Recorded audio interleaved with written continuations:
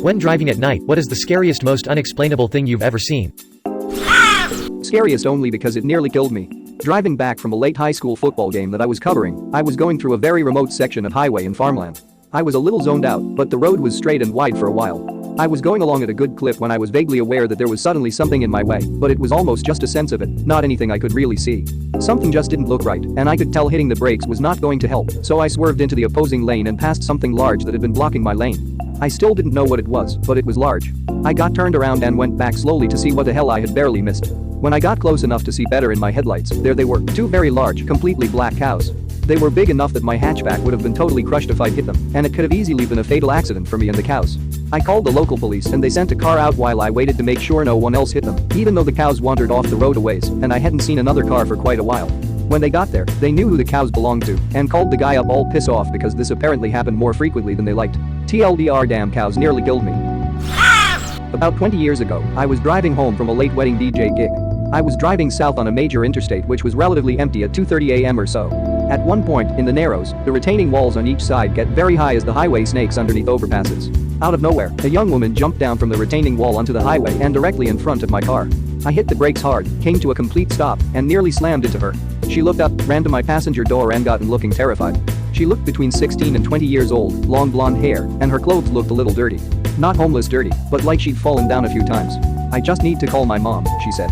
I tried to calm her down and began moving back down the highway, and behind me about 50 feet, I see another figure jump down onto the highway out of my rear view window. I didn't mention this to her, and she didn't look back or see the other person. I sped up and went about 4 or 5 exits south. She kept saying over and over, "I just need to call my mom." This was before most people had cell phones, so I told her I would take her to one of the 24-hour grocery stores, and she could call her mom. I asked her if she needed money for a payphone, what was wrong, etc. She said nothing other than, "I just need to call my mom." I pulled up to the grocery store and stopped. She got out quickly, but not running, then ducked into the grocery. She didn't say a word to me or look back. I pulled into the gas station across the street and called 911 and told them the entire story and let them know the young woman was inside the grocery store and a description of her. I have no idea what happened. I don't know why she did that, what happened to her, but the figure behind us on the highway was nothing. Really made me super uneasy. I think I did the right thing. I would have tried to do more, but she seemed really fragile emotionally and somewhat afraid of me. I am a guy, so I wanted her to just be able to get to where she needed to be. Was driving with some friends at around 2 a.m., rainy cold night, along a winding section of road with a steep drop off to the river below on one side. We pass a small pull-off and notice a car with no lights on. As we drive by we catch a glimpse of a person standing next to it, and as the headlights hit him, we see his shirt is covered in blood all down the front. We don't stop, but turn around and drive back slowly. I roll down my window as we approach, and he just stands there, blood all over his shirt and pants. His car looks fine, couldn't have been a crash. Out the window I ask if he's okay, and over the pounding rain and roar of the river below, I hear the most distant and sorrow "I'm fine." Gave me chills. I don't reply and slowly drive off as my buddy calls the cops. About half an hour later we drive by again, and there is an ambulance and a couple cruisers. Turns out the guy slit his wrists and was going to jump off into the river, cold, rainy and pitch black. Scary where your mind can take you. At least he was alive. Parents went to drop my sister off at the airport at around 5 a.m., so it was dark out still. I see cars swerving and trying to avoid something. All of a sudden I see a fucking leg flying. A leg. Not attached to a human. It's honestly the sickest thing I've ever seen. All I could say was that a fucking foot we get to the airport and I see a state trooper. I tell dad to pull over so I can tell him what I saw. This man was nonchalant about it. Meanwhile, I'm freaking out inside. I don't think he believes me. As we're heading back I see a couple of cop cars pulled over where I saw the leg. I keep checking the news and trying to find information online. Turns out it was a homeless lady that was walking on the highway. It was a hit and run. Her body parts were found in different places. The article was 2 paragraphs long. That's it. No more information. But I swear, I saw a suitcase with a foot too. I can't remember too well, but to this day it still bothers me. This story is one where I was the one that unintentionally scared somebody.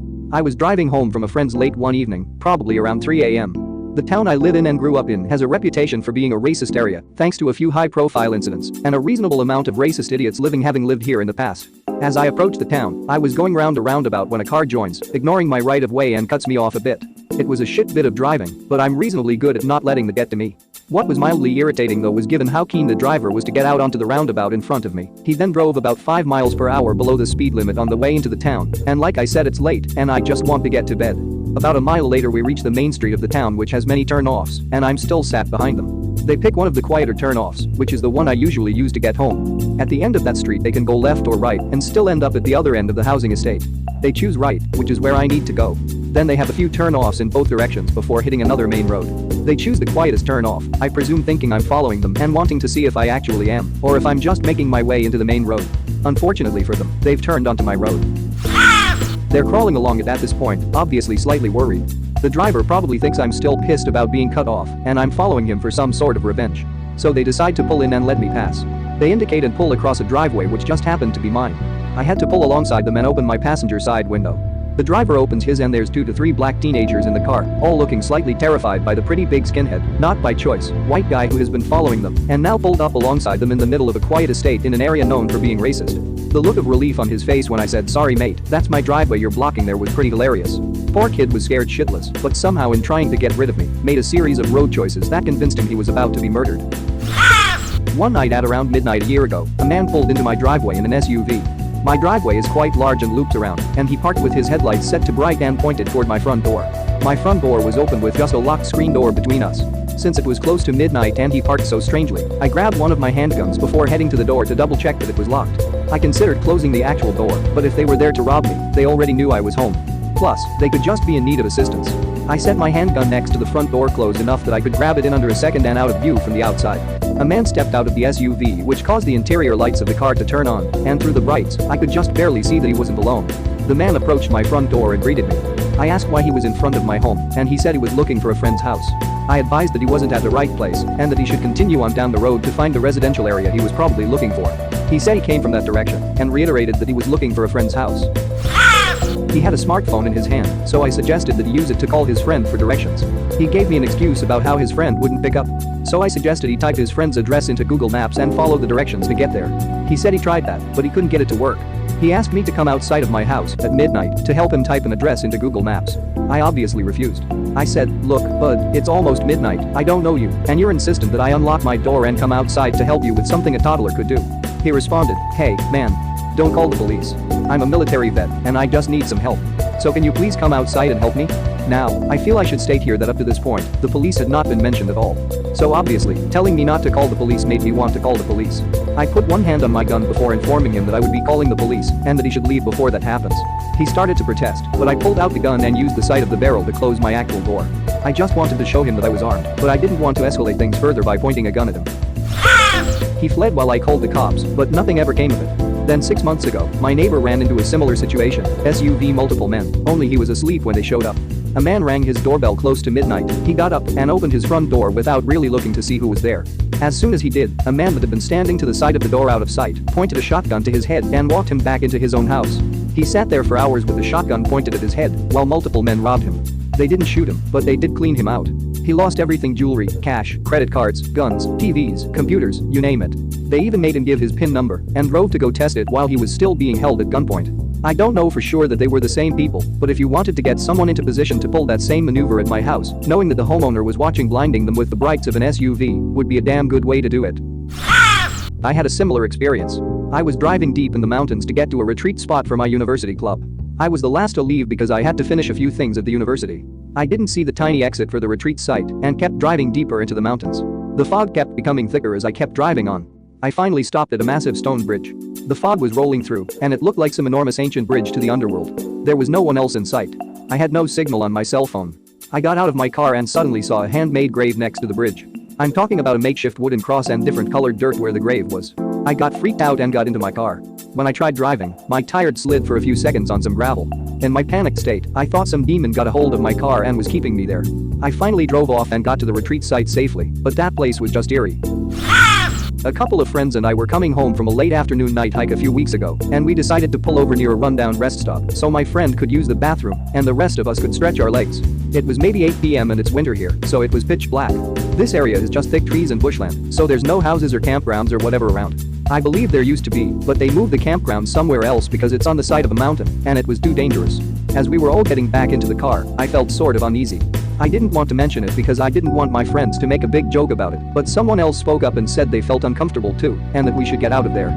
We all agreed, and as soon as my friend started the car, these lights flickered on in the middle of the trees. We kinda stared at them for a moment. I wanna say there was 6 or 7 of them. 2 of them were higher than the others, and then the rest were in a line below them. They kind of bobbed, like somebody was holding a torch or something, but they were way brighter than a torch. We started reversing out of the car park, the car still facing these lights, when suddenly they just sped at us through the trees. I don't know how to explain it, it looked like they were zooming towards us super fast. We were terrified and my friend just flung us out and got the hell out of there.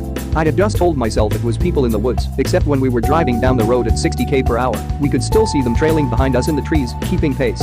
After a couple of seconds, they just disappeared and the rest of the way home was uneventful as ever. We had absolutely no idea what that could have been.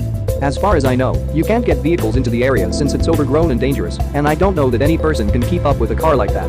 I'm not a big believer in aliens and UFOs and stuff, but to be honest, if you told me that's what we saw, I wouldn't be surprised. Edit.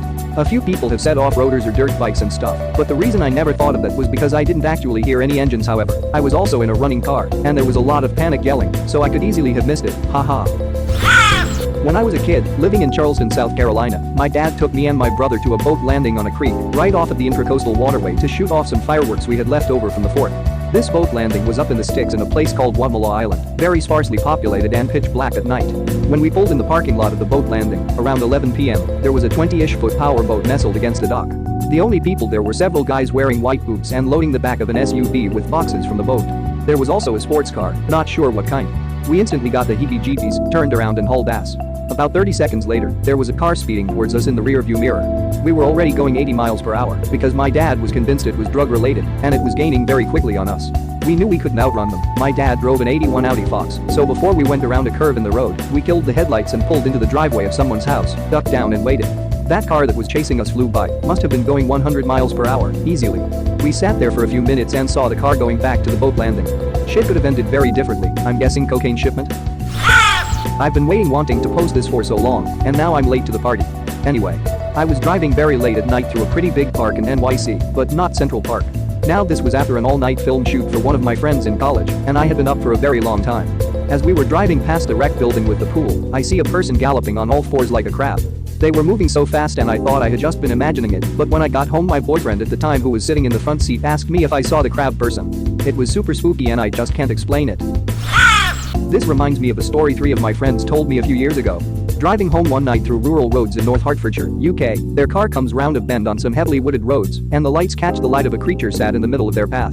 It stares straight into the headlights, then scuttles off with a crab spider kind of motion, pretty sharpish. The part that freaked them out was that they all recalled that the face was like some sort of human-pig hybrid. They named him Pig Boy. I've been keeping an eye out for him ever since. My friend and I used to go drive around our little country town at all times of the day. We'd chat, listen to music, and just sort of drive around for no real reason. One night, we decided we were bored and that we should just take a drive around the backcountry roads and just chill out. The roads were just two-way, one lane each, with a speed limit of 45 to 55, I think. So, we pull out from my parents' house and start cruising down a normal road that we take. We pull up to the normal four-way stop and then keep heading out toward the country where the road gets a little bit more rough. On top of this, because it's actually out in the country, there isn't really any light aside from either the moon or the few houses that you pass on the way out. So, on the way out, I start getting this really weird feeling. I've driven this road tons of times before at night, and I've never had this feeling before. It felt like a stone in my stomach along with some chills that were going up my legs and my arms. Around the time that I started feeling this, there was a car coming toward us going the opposite direction. We were maybe a mile or so away from one another, probably a bit more than that. My friend and I were still just talking and not really paying much attention to the car coming toward us. As it got closer, I remember feeling particularly uncomfortable, and the conversation between my friend and I just sort of stopped abruptly. The car that was coming toward us was basically right in front of us at this point, and it was about 2 to 3 yards in front of my car before it flipped its headlights off and veered into our lane, aimed directly at my car. This was all split second, backcountry road, pitch black, and headlights coming toward us just cut off completely. I, by some miracle, managed to swerve to the right, not too violently, to get out of the way. My friend and I were shaken as fuck. I checked my mirrors and just saw the car flip its headlights back on and continued driving from the way we came. I think my friend and I had 5 to 6 cigarettes between us on the drive home, and we decided to cut the drive extremely short because of this weird shit. I still have no valid explanation other than maybe it was some drunk dude in a car just fucking around with us. Even writing this, I still get heavy chills, lol. It was pretty wild. Thank you very much for watching. Don't forget to subscribe and like this video. Tell me what you dislike or love about this video, so please comment below and hit the bell icon so you're notified anytime a new video is released. This is a WeCrow Media production.